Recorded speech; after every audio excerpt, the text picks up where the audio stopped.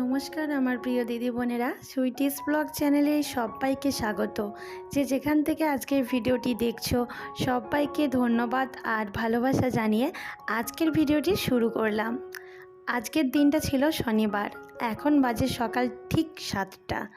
তো এই 7টা থেকেই তোমাদের সকলকে সাথে নিয়ে নতুন ব্লগটা স্টার্ট করলাম। আশা করছি ভালো লাগবে, সঙ্গে থেকো, পাশে থেকো। তো সকালে উঠে বিছানা গুছিয়ে নিলাম, আর বাইরে ছিল কয়েকটা বালিশ, মানে বাইরে বারান্দায় তো শোয়া হচ্ছে দুদিন থেকে। তোমরা কিন্তু যারা আমার ডেইলি ব্লগ দেখছো, গরমের জন্য আমরা বাইরে বাইরে এখন শুচ্ছি, তোমরা জানো সকলেই কম বেশি। তো ওইখান থেকেই বালিশগুলো নিয়ে আসা হলো, আর বেড কভারটাও টান করে পেতে নিলাম। আর যতই হোক, যতই খাটে শুই বা না শুই রাত্রের বেলায় দিনের বেলায়, কিন্তু আমাদের এটা প্রত্যেকটা নারীর উচিত যে প্রত্যেক দিনই বিছানা ঝেড়ে পেতে নেওয়ার দরকার। কারণ যেহেতু এটা বাসি বিছানা, আগের দিনকার পাতা, তাই এটাই মনে হয় আমার কাছে। আশা করছি তোমাদের সকলের কাছেও এটা মনে হয়। তো যাই হোক, সেই আর কি। আর জানালা খুলে দিয়ে বাইরের দৃশ্যটা একটু দেখিয়ে দিলাম। সকালবেলায় কতটা সূর্য উঠে গেছে আর দারুণ লাগছে দেখো প্রকৃতিটা, তাই একটু শেয়ার করলাম। আর তারপর চলে এসেছি চুলটা আঁচড়াতে, যেহেতু চুল না আঁচড়ালে না কাজে কোনো কিছুই মন লাগে না। কারণ এই কাজের মাঝখানে যে শ্যাম্পু করলে বেশিরভাগ আমার সঙ্গে এটাই হয়, চুলগুলো সামনে চলে আসে না কাজ করলে। আবার ফ্যান চালালে চুলগুলো সামনে চলে আসে, যে চুলগুলো ছোট ছোট রয়েছে। তো এই আর কি, একটা হেয়ার বেল লাগানো যেতেই পারে, কিন্তু আমি হেয়ার বেল দিই না। বিয়ের পর থেকে আগে দিতাম আইবুড়ো যখন ছিলাম, কিন্তু এখন আর কোনো দিন সেইভাবে দেওয়া হয় না। তাই আর কি চুলটা আঁচড়ে নিলাম, টেনে একদম খোপা করে নিলাম, আর একটু পরে নিলাম সিঁদুর।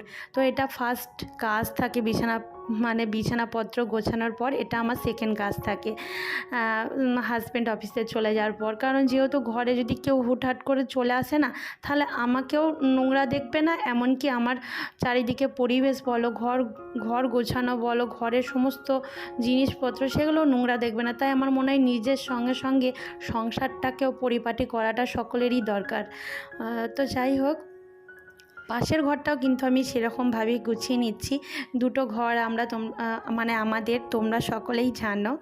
তো আগের দিনের জামা কাপড়গুলো ব্যালকনিতে ছিল, সেগুলোই নিয়ে এসেছি, প্রতিদিনকার মতোই গুছিয়ে নিচ্ছি। আর এই কর্মগুলো না আমার নিয়মিত কাজ, তাই তোমাদের সঙ্গে কী আর শেয়ার করব বলো। ডেলি ব্লগ বলতে কিন্তু এটাই বোঝায়। আর আমি সংসারের বউ বলতে পারো, কারুর বউ মা, কারুর বউ বলতে পারো। তো এরকমই, কারো বৌমা, কারো মা, কারুর বৌদি, এরকমই। তো সংসারের বউদের কাজ তো এটাই থাকে, ঘুম থেকে উঠে সকলকে ভালো রাখার বা সমস্ত দিকটা দেখার, কে কী খাবে সমস্ত কিছুটাই দেখার। তো সেরকম মতোই আমার ডেলি ব্লগ বলতে এগুলোই মনে হয়। তো আমি এইগুলোই আর কি ঘরে বসে এটুকুই শেয়ার করতে, বাইরে তো আর যাওয়া হয় না। তো ঘরে আর কি শেয়ার করব আমার কাজকর্ম ছাড়া। সেই আর কি, হয়তো তোমাদের অনেকেরই বোরিং লাগে এই সমস্ত কিছু দেখতে, বুঝতে পারি, কিন্তু কি করব, আমার তো আর কিছু শেয়ার করার কিছু নেই। আমার কিন্তু এইগুলোই ভালো লাগে শেয়ার করতে। যাই হোক, অনেক ছোট বড় কথা বললাম, কেউ মাইন্ডে নিও না প্লিজ। এখন দেখো তোমাদের দাদাভাই কিন্তু বাজার করে নিয়ে এসছে। এই কাছেই না সবজি আওলা যাচ্ছিল, মাছ সবজি আমি বলেছি না আমাদের বাড়ির দুয়ারেই পাওয়া যায়, ইচ্ছা করলে নেওয়াই যায় বাজারের থেকে। বাজারে গেলে একটু দামটা কম হয়, বাড়ির কাছে যেহেতু সে দিয়ে যাবে তো দামটা একটু বেশিই হয়। তো এখান থেকেই নেওয়া হলো, যেহেতু রান্নাবান্না তো করতে হবে, সেই আর কি। তো এখানে যা যা নিয়েছি দেখতেই পেলে, লাল শাক রয়েছে, বিনস রয়েছে, উচ্ছে রয়েছে, মূলো রয়েছে। তো মূলোর শাকটা না ভেঙে আলাদা করে দিলাম, শাকটা বেশ ভালোই ছিল। তো ভাবলাম যে মূলোর শাকটা একদিন ভাজা হবে, ওই জন্য আলাদা করে ভাবছি যে ফ্রিজের মধ্যে একটা ক্যারিতে করে ভরে রেখে দেব। আর ফল বলতে ওই শশা নিয়ে এসেছিলো, স্যালাড হিসাবে খাওয়া হয়। আর দুধ তো আমাদের লাগেই জানো, কারণ ছোট বাচ্চা আছে ঘরে। আর এখনকার যুগে দুধ কিন্তু সকলের কম বেশি ঘরে থাকেই থাকে, কারণ বাচ্চা থাকুক বা না থাকুক সে তো চা খায়, তাই না? চা খেলে তো দুধটা ঘরে থাকবেই। আর যদি র চা খায় তো সেটা আলাদা ব্যাপার। আমাদের ঘরে তো র চা বলতে তোমাদের দাদাভাই তো চা খায় না, খাই তো আমি, তো আমার দুধ চা না ছাড়া চলে না। আর এখানে একটা পাকা পেঁপে এনেছিল আর এনেছিল তরমুজ। তরমুজটা এরকম দেখালাম কেন বলি, তরমুজটা দেখো, আমরা ভাবিনি যে ভেতরে এতটাও সাদা থাকবে তরমুজটা। তো বাজে লাগছে, টেস্টটাও সেরকম ছিল না, প্যানসা প্যানসা ভাব ছিল। তা যাই হোক, নিয়ে ফেলেছি, সেটাকে তো আর ফেরত দেওয়া যায় না। যখন দোকানে কিনতে যায় তখন কিন্তু একটা ভালো তরমুজ ওরা কেটে দেখিয়ে দেয়, বা সাইডে থাকে ভালো তরমুজ কাটা, কিন্তু সেটা ভেবেই আমরা বোকা হয়ে সব কিছু নিয়ে নিই। বাড়ি এসে দেখি যে ওইভাবে অবস্থা। কি আর করার আছে, তাদেরও ব্যবসা করতে হলে এটা করতে হবে, আর আমরা তো নেবই আর কি, এটাই আর কি। তো সবজি কাটাকুটি করার পর দেখো এখানে কতগুলো খোসা জমে গেছে। তো এই খোসাগুলো এখন গুছিয়ে নেবো, কারণ জায়গাটা একদমই ভালো লাগছে না দেখতে। আর এখানে আমি সমস্ত মশলাপত্র নামাবো এবার, যেহেতু রান্নাটা শুরু করব। তো তার আগে ভাবছি একটু গুছিয়ে গাছিয়ে নিই, সবজি তো কাটলাম, তো গুছিয়ে গাছিয়ে নিলেও রান্নাটা করতে বেশ ভালো লাগে। আর গুছিয়ে গাছিয়ে নিলে না রান্না করতে খুব তাড়াতাড়ি হয়ে যায়, রান্নাটা সম্পূর্ণ হয় খুব অল্প টাইমের মধ্যে। তাই ভাবলাম যে জায়গাটা একটু ঠিকঠাকভাবে করে নিই।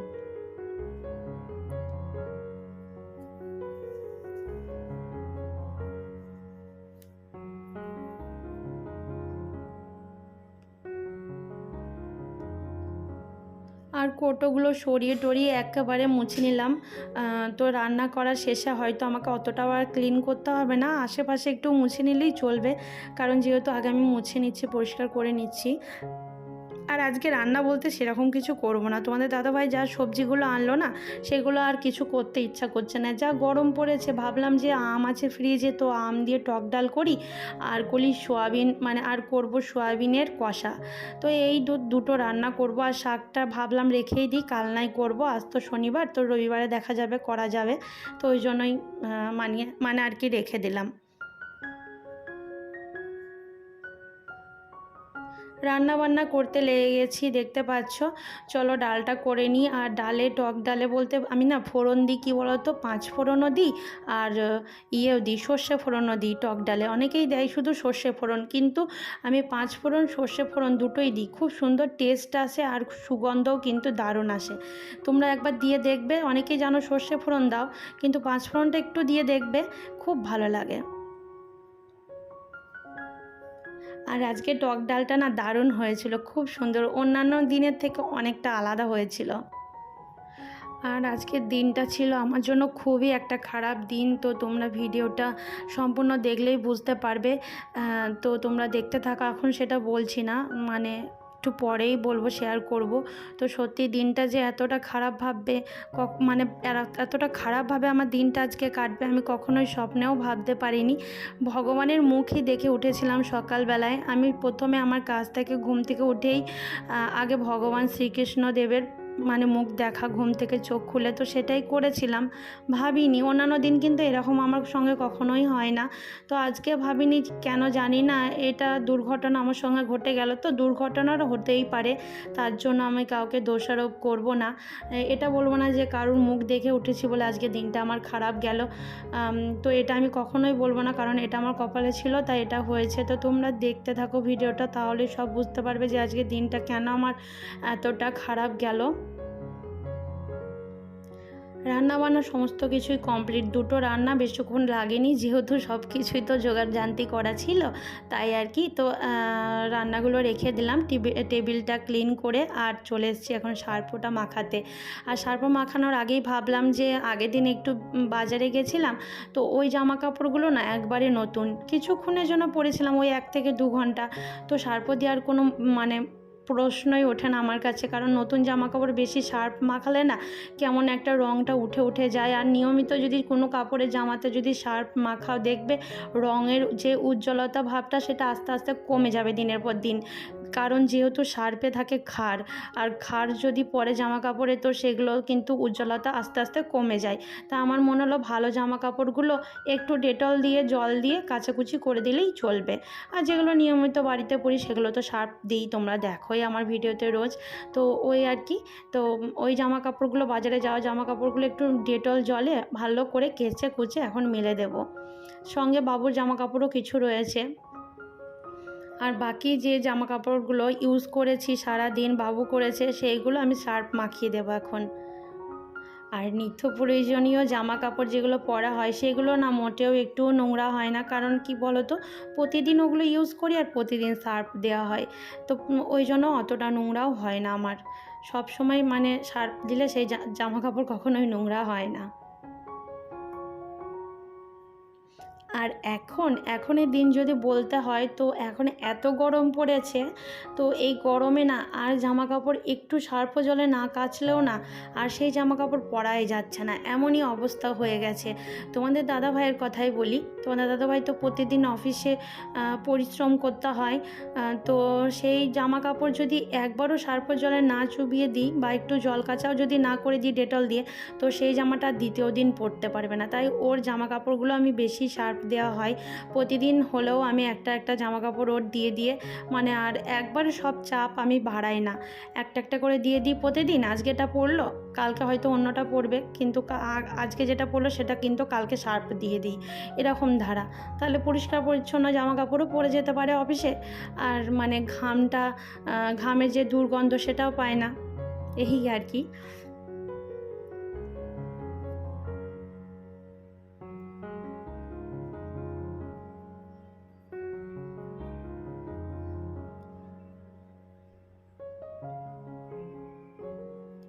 জামা কাপড়গুলো মেলতে এসেছি বাইরে, আর এই ব্যালকনিতেই মেললেই যথেষ্ট, কারণ 1 থেকে 2 ঘন্টা পরেই জামা কাপড় এতভাবে জল ঝরে শুকিয়ে যায় ধারণার বাইরে, কারণ এখন মানে তাপমাত্রা প্রচণ্ড হারে খুবই বেশি, কারণ ওপরে ছাদে যাওয়ার কোনো দরকারই পড়ে না, ঘরের ভেতরে এখানে সামনে ব্যালকনিতে মেললেই যথেষ্ট।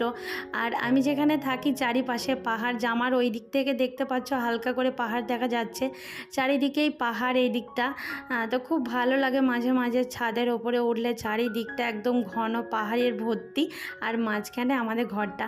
একদিন শেয়ার করব তোমাদেরকে আমার ছাদে গিয়ে আমার ছোট্ট ফুলের বাগানটা। এখন কিন্তু মানে এই যে গরম এত পড়েছে, ফুল সেরকম দিচ্ছে না গাছে, কিন্তু তবুও যদি গাছগুলো আমরা ঠিকমতো যত্ন করি না, তাহলে ফুল কিন্তু তারা দেয়। 2-3 বেলা করে যদি আমরা জল দিই, সকালে বিকেলে যদি একটু ভালো করে জল বা সার দিই, খাবার দিই গাছে, তাহলে কিন্তু তারা ফুল ফুটতে বাধ্য, সেই আর কি। তো যাই হোক, এখন বাসন মাজতে চলে এসেছি। তো বাসন মাজাটা কখনোই তোমাদের সঙ্গে শেয়ার করা হয় না, তা আজকে একটু শেয়ার করলাম। আর দেখো কতগুলো বাসন রয়েছে। আগের দিন কি হয়েছিল জানো তো বন্ধুরা, মানে রাত্রেবেলায় খাওয়া দাওয়া করে শুয়ে পড়েছিলাম, শরীরটা দিচ্ছিল না, বাসন মাজার ইচ্ছাও হচ্ছিল না, যেহেতু অনেক কাজ ছিল, অনেক কিছু কাজকর্ম সেরে রাতে শুতে যাওয়ার আগে আর বাসন মাজতে ইচ্ছা করছিল না, তাই কত বাসন জমে গেছে। আর এই বাসনগুলো আবার আজকেও হয়েছিল, বাসন রান্না বান্না করলাম, সমস্ত কাজ, তোমাদের দাদাভাই খেয়ে অফিসে গেছে, আমি টিফিন করেছি, বাবু খেয়েছে, তো সেই সমস্ত বাসন আর কি সবটাই ছিল, কত জড়ো হয়ে গেছে দেখো। আর এই বাসনের ঝুড়িটাতে কিন্তু এক ঝুড়ি বাসন মেজেছি, এখন সব গুছিয়ে রাখার পাল্লা, তাই নিজের জায়গায় রেখে দিচ্ছি। আর আজকে এই কড়াইটা, স্টিলের কড়াইটা মেজে দিলাম, যেহেতু এটাতে রান্না হয়েছিল আজ, দেখলেই তো। আর এই যে স্নান করে চলে এসেছি পুজো দিয়ে, খাবার বাড়তে এসেছি। আর দুটো জায়গায় খাবার কেন বলছি, মানে খাবার বলতে ভাত। আজকে কি হয়েছে বললাম না তোমাদের যে আমার কপালে এরকম কেন থাকলো, কারণটা হচ্ছে আজকে ভাতের ফ্যান ঝরাতে গিয়ে আমার সমস্ত ভাত বেসিনে পড়ে গেছে। তো সেই দৃশ্যটা তোমাদের সঙ্গে শ্যুট করা হয়নি, কারণ সেই টাইমটায় আমি যে কি করব ভেবেও পাচ্ছিলাম না, কারণ যেহেতু তোমাদের দাদাভাই খেতে বসেছিল, আর ওই টাইমটা আমি কি করব ভেবে পাচ্ছিলাম না, তাই আবার দ্বিতীয়বার ভাত বসিয়েছিলাম। ওটাই ছিল আমার কপালের পাক আজকে। যাই হোক, এখন দেখো সন্ধ্যাবেলায় তোমাদের দাদাভাই গোলাপ জামুনের প্যাকেট এনেছিল, তো সেই মিষ্টিগুলোই তৈরি করছিল, আর ভিডিও শ্যুটটা কিন্তু ওই করেছিল। তাই যদি একটু ভিডিও শ্যুটের ব্যাপারে কোনো কিছু খারাপ মনে হয় তো ক্ষমা করে দিও, কারণ আমি তো করিনি, ও করেছে। তো যাই হোক, এখন দেখো গোলাপ জামুনগুলো কিন্তু দারুণ বানিয়েছিল।